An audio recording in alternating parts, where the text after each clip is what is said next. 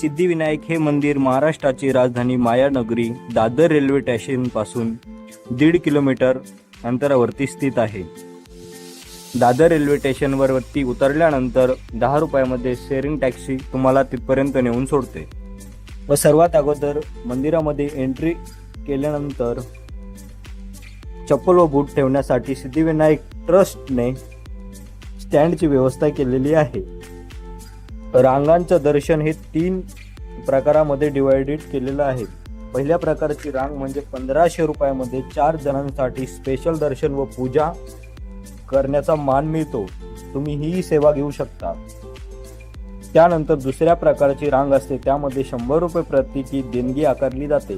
त्यामध्ये तुमचा जवळपास 1 ते 1.5 तास वाचतो रांगेमध्ये उभा राहण्यासाठी। आणि तिसऱ्या प्रकारची रांग आहे, त्या रांगेमध्ये तुमच्याकडून कुठलाही शुल्क आकारला जात नाही। या रांगेमध्ये सुद्धा 2 ते 3 तासामध्ये तुमचे दर्शन होऊन जाते। या मंदिराचा थोडासा इतिहास आपण जाणून घेऊ।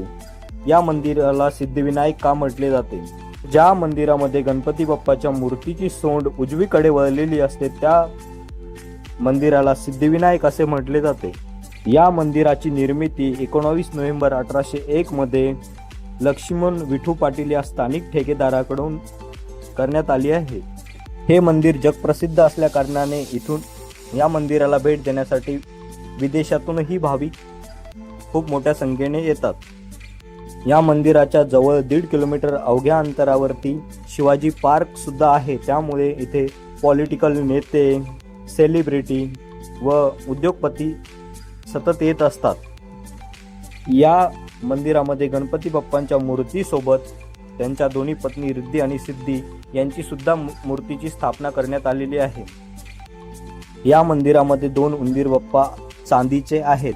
त्यांच्या कानामध्ये आपली मनोकामना सांगितल्यानंतर मनोकामना पूर्ण होते असे भाविकांकडून म्हटले जाते। या मंदिराचे स्वरूप खरंच खूप बघण्यासारखे आहे, तुम्ही नक्की या मंदिराला भेट द्या।